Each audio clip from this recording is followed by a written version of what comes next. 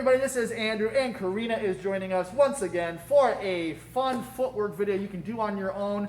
All you need is a line. That could be a line in concrete, it can be a chalk line that you make, it can be a line like we're using here on this mat where the mats are coming together. So Carina is going to start with a good stance, a good boxing stance, and she is right next to that line that's running horizontal. You can see right in front of her toe. Now she's going to use that line as kind of the firing range that she has. So when she goes over that line, that means she's in range to be punched by her opponent. Behind that line, she is no longer in range to be punched by her opponent. So this is a pendulum step drill in which she's going to use a little bit of lateral movement. Okay, so let's see how this looks. Given that good stance, she's going to be moving, yep, nice and slow, right to left, good.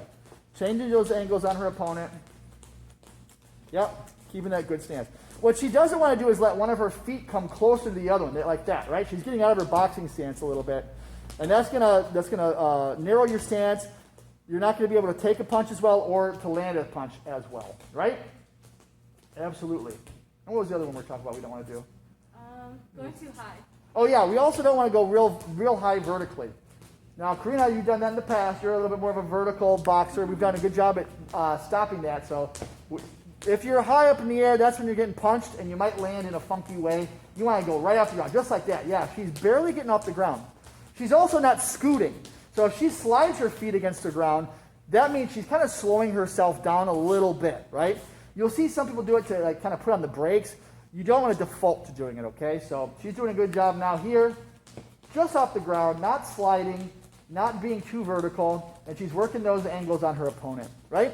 Now, after she's got a good stance and everything's staying as it should be, she's going to add the jab as she goes forward. So kind of like a level 2 here. Goes forward, there you go. So now you're just adding the hands, but still making sure the footwork is the same. We're not going too high, we're not sliding, that's great. Perfect. Absolutely. She's staying nice and relaxed with her body.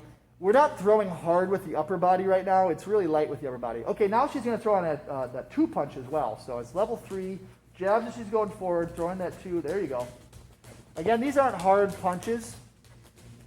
They're nice and easy punches. It's really a footwork drill, keeping in that stance. There you go. Nice. You want to make sure that back foot comes with you as well as you go forward. A small amount. Yeah, she's only going a couple of inches. There you go. Exactly. Nice. And break. Good job.